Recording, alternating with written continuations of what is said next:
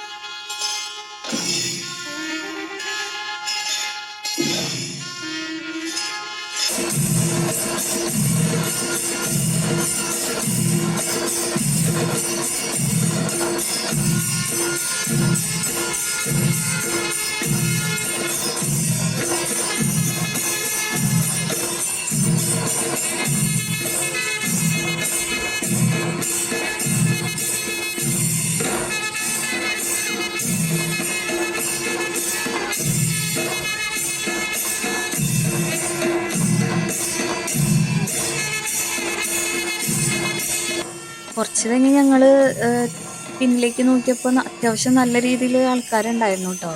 നമ്മൾ വന്നപ്പോൾ ഇത്രയും ആൾക്കാരൊന്നും ഉണ്ടായിരുന്നില്ല. ബാക്കിലൊക്കെ അത്യാവശ്യം നല്ല തിരക്കായിട്ടുണ്ടായിരുന്നു.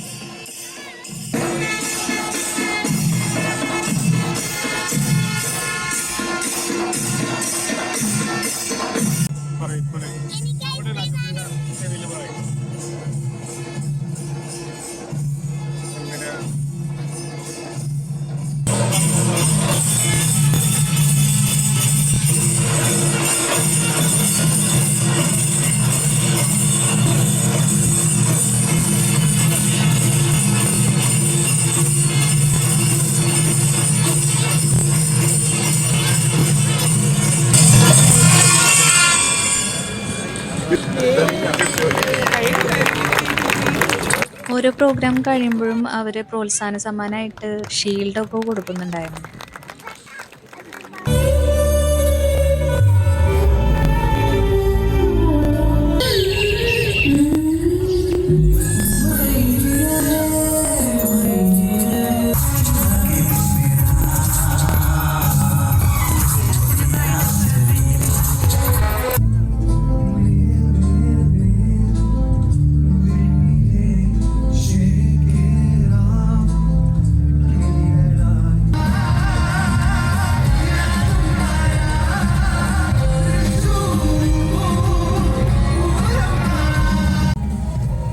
എന്തൊക്കെയോ വാങ്ങിക്കൊടുക്കണം എന്ന് പറഞ്ഞിട്ട് വാശി പിടിച്ചിരിക്കുകയാണ് കേട്ടോ.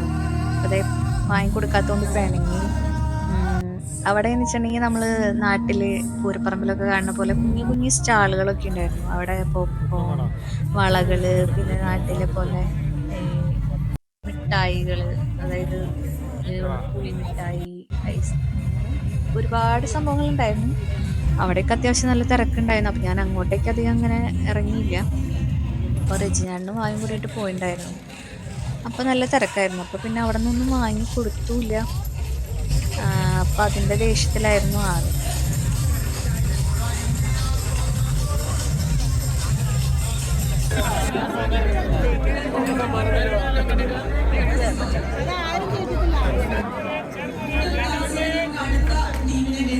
നാട്ടിലെ ഒരു പൂരം വൈബ് ഇവിടെ എത്തിക്കാൻ അവർ മാക്സിമം ട്രൈ ചെയ്തിട്ടുണ്ട് കേട്ടോ. ആന എന്നൊക്കെ പറഞ്ഞു കഴിഞ്ഞാൽ നമുക്കിവിടെ കൊണ്ടുവരാമെന്ന് പറയുന്നത് പോസിബിൾ അല്ലല്ലോ. ബാക്കി എല്ലാം ഒരുവിധം അവർ നന്നായിട്ട് തന്നെ ചെയ്തു എന്ന് പറയാം.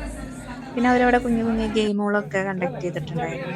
അപ്പം അതിൽ വാവ ഏതോ ഒരു ഗെയിമിൽ പോയിട്ട് എന്തോ പ്രോത്സാഹന സമ്മാനമായിട്ട് അവരെന്തോ ചോക്ലേറ്റ് ഒക്കെ കൊടുത്ത് ഭയങ്കര സന്തോഷമായി. ആളതും വാങ്ങിയിട്ട് വേഗം പോകും.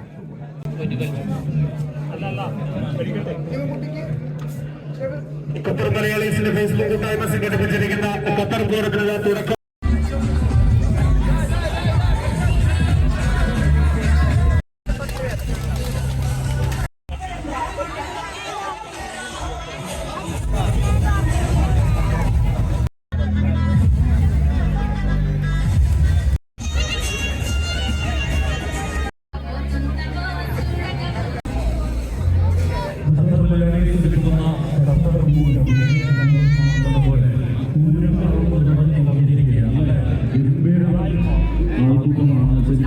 ഒരു പൂരപ്പറമ്പിന്റെ പ്രതീതി തന്നെയാണ്. ഇവിടെ നിരവധി സ്റ്റാളുകളും ഇതൊക്കെ എല്ലാവരും പ്രയോജനപ്പെടുത്തുക. അപ്പോൾ നമ്മൾ വീണ്ടും പരിപാടികൾ തുടരും. അതിനു മുമ്പ് ഈ പറഞ്ഞതുപോലെ തന്നെയാണ് കുറച്ച് സമയം നമുക്കൊരു ബ്രേക്ക് ഉണ്ടല്ലേ, അറിയാം എല്ലാവർക്കും. പ്രെയർ ബ്രേക്ക് ആണ്. അതിനു മുമ്പ് എല്ലാവരും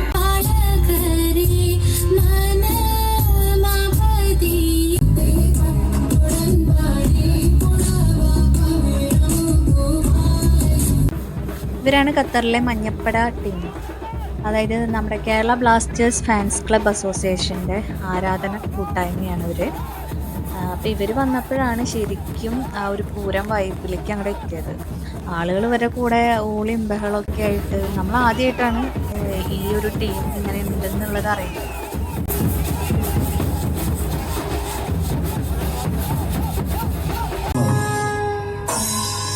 വലം നടന്ന് കാണുന്നുണ്ട്. വളത്തിന് മുമ്പിൽ വെള്ളച്ചവിട്ടിട്ട് നമ്മൾ വളത്തിന് മുമ്പിൽ ചവിട്ടിട്ട് നമ്മൾ മുട്ടോട്ടിക്കൊമ്പ് മൊയ്പ്പുകത്ത് കഴിഞ്ഞ് കൈനേരം കൂപ്പിത്ത് കഴിഞ്ഞു.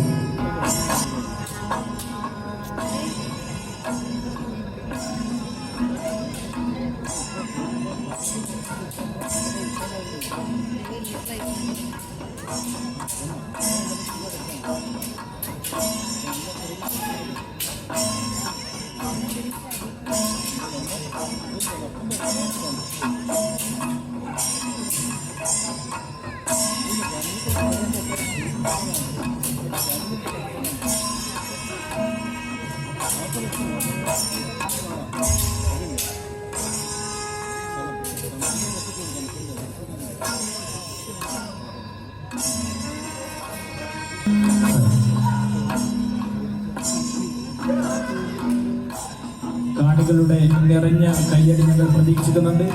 നിങ്ങളുടെ കയ്യടിയാണ് ഞങ്ങളുടെ അഭ്യാസികൾക്കുള്ള എനർജി.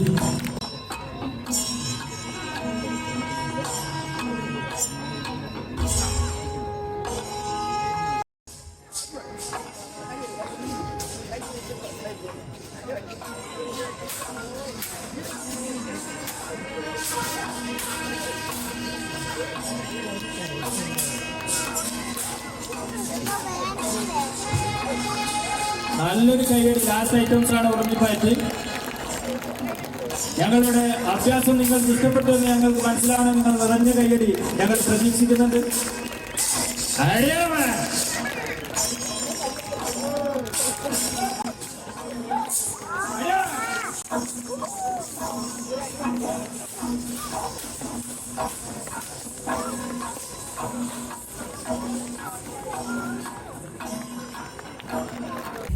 അങ്ങനെ ഒരു 6-6:30 ആയപ്പോഴേക്കും നല്ല ഇരുട്ടായിട്ടോ ഇവിടെ. അപ്പോൾ അത്യാവശ്യം നല്ല തിരക്കുണ്ട്. ശരിക്കും ഒരു നാട്ടിലെ ഒരു പൂരപ്പറമ്പിലുള്ള അത്രയും ആൾക്കാരുണ്ട് ആ ഗ്രൗണ്ടിൽ ഫുള്ളും. അപ്പോൾ നമ്മൾ വന്നപ്പോൾ ഇത്ര തിരക്കൊന്നും ഉണ്ടായിരുന്നില്ല. അപ്പോൾ നമുക്ക് കുറേ നേരം ചെയറിലൊക്കെ ഇരുന്ന് വയ്യാണ്ടായി. പിന്നെ തിരക്കും ഇങ്ങനെ കൂടി വന്നപ്പോൾ നമുക്ക് വീട്ടിൽ പോകാമെന്ന് വിചാരിച്ചു. അപ്പോൾ ഇതിൻ്റെ തൊട്ടടുത്ത് തന്നെയാണ് സഫാരി മാൾ എന്ന് പറഞ്ഞിട്ടൊരു മാളുള്ളത്. അപ്പോൾ അവിടെ പോയിട്ട് നമുക്ക് എന്തെങ്കിലും സ്നാക്സൊക്കെ കഴിച്ച് പോകാമെന്ന് പറഞ്ഞു വീട്ടിലേക്ക്. അങ്ങനെ ഞങ്ങൾ അവിടെ നിന്ന് ഇറങ്ങിയിട്ടോ. എന്നിട്ട് ഇതേ സഫാരി മാളിൽ പോയിട്ട് ഞങ്ങൾ 2 ടൈപ്പ് ബബിൾ ടീ ഓർഡർ ചെയ്തു. ഒന്ന് റെഡ് വെൽവെറ്റ് ബബിൾ ടീയും പിന്നെ സാധാ നോർമൽ ചോക്ലേറ്റ് ബബിൾ ടീയും ആണ് ഓർഡർ ചെയ്തിട്ടുണ്ടായത്. അപ്പോൾ ബാക്കി ടീ അങ്ങനത്തെ ഒന്നും വലിയ താല്പര്യമില്ലാത്തതുകൊണ്ട് ഞങ്ങൾ അവിൽ മിൽക്കാണ് ഓർഡർ ചെയ്തത്. പക്ഷേ അവള് ഈ ബബിൾ ടീ എന്തോ വലിയ ചോക്ലേറ്റും സംഭവങ്ങളൊക്കെ ഉണ്ടെന്ന് വിചാരിച്ചിട്ട് അവൾക്ക് അത് വേണമെന്ന് പറഞ്ഞാൽ അവളത് വാങ്ങി. പക്ഷെ ഞാൻ അവിൽ മിൽക്ക് നോക്കിയപ്പോൾ നല്ല ടേസ്റ്റ് ഉണ്ടായിരുന്നു. പക്ഷേ ഈ ടൈമിൽ കുറച്ച് മധുരം കൺട്രോൾ ചെയ്യണം എന്ന് ഡോക്ടർ പറഞ്ഞിട്ടുള്ളത് കൊണ്ട് ഞാൻ പിന്നെ അധികം അത് കഴിച്ചില്ല. ചേട്ടൻ അത് കഴിച്ചു. ഞാൻ റെഡ് വെൽവെറ്റിൻ്റെ ബബിൾ ടീ ആണ് കഴിച്ചത്. 1-2 പരിപ്പ് വട, പിന്നെ എഗ്ഗ് ബജി, ഇത് രണ്ടും വാങ്ങിയിട്ടുണ്ടായിരുന്നു. അങ്ങനെ ഞങ്ങൾ അതൊക്കെ കഴിച്ച് വേഗം ഇറങ്ങിട്ടോ വീട്ടിലേക്ക്. പാവ വീടെത്തുന്നതിന് മുമ്പ് കാറിലിരുന്ന് ഉറങ്ങി. അപ്പൊ ഞങ്ങളുടെ ഇവിടുത്തെ പൂരമൊക്കെ നിങ്ങൾ കണ്ടില്ലേ?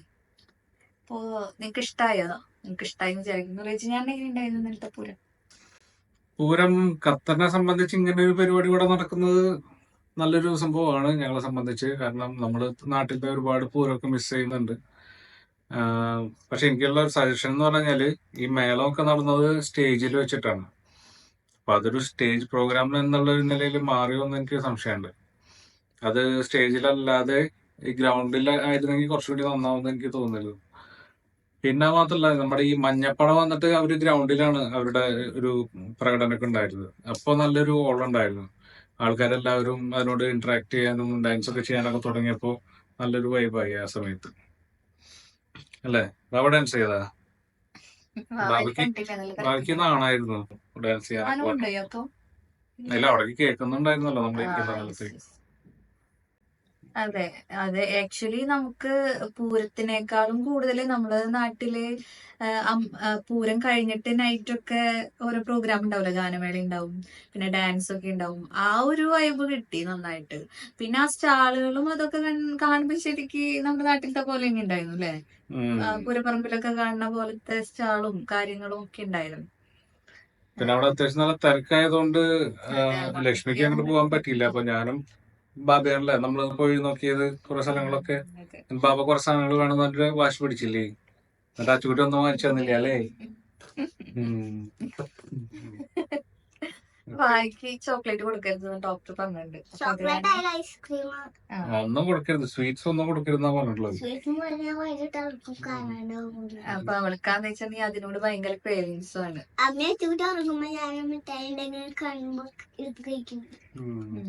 ഇതില് ആ കളരിയുടെ ഒരു സംഭവം ഉണ്ടായിരുന്നല്ലോ, അത് ഞാൻ അധികം കണ്ടിട്ടില്ല. എനിക്ക് തോന്നുന്നു ഞാൻ ആദ്യമായിട്ടാണ് അങ്ങനെ ഒരു സംഭവം കാണുന്നത്. അത് നല്ലൊരു സംഭവമായിരുന്നു. അതിൽ അവർ ഒരുപാട് പ്രകടനങ്ങളൊക്കെ അവർ സ്റ്റേജിൽ നടത്തി. ആ ഉറുമിയൊക്കെ വെച്ചിട്ടുള്ള ഫൈറ്റ് ഒക്കെ ഞാൻ കണ്ടിട്ടേ ഇല്ല അതിന് മുമ്പ്. അപ്പൊ അതൊക്കെ എനിക്ക് നല്ലൊരു എക്സ്പീരിയൻസ് ആയിരുന്നു. ഇവിടെ അതൊക്കെ പഠിപ്പിക്കുന്നുണ്ടെന്ന് തന്നെ നമ്മൾ ഇപ്പോഴും അറിയണേ അല്ലേ? നമുക്കറിയില്ലായിരുന്നു. നമ്മൾ ആകെ ഡാൻസും പാട്ടൊക്കെയാണ്. അവിടെ ഡാൻസിനൊക്കെ കുറച്ച് നാൾ പോയിണ്ടായിരുന്നു. അപ്പൊ ഇത് മാത്രമേ ഉള്ളൂ എന്ന് വിചാരിച്ചിരുന്നായിരുന്നു. പക്ഷെ ഈ ഒരു പ്രോഗ്രാമിലൂടെ ഒരുപാട് എന്താ പറയാ ആളുകളെ ഇങ്ങനെ കുട്ടികളെ ഇങ്ങനെ ട്രെയിൻ ചെയ്യിക്കുന്ന ഇൻസ്റ്റിറ്റ്യൂഷൻസ് ഉണ്ടെന്ന് മനസ്സിലായി. പിന്നെ എത്രമാത്രം ആൾക്കാർ നമ്മൾ ഇറങ്ങുന്ന സമയത്ത് നടക്കാൻ പറ്റുന്ന സ്ഥലം ഉണ്ടായിരുന്നില്ല, അത്രയും നല്ല തിരക്കായിരുന്നു.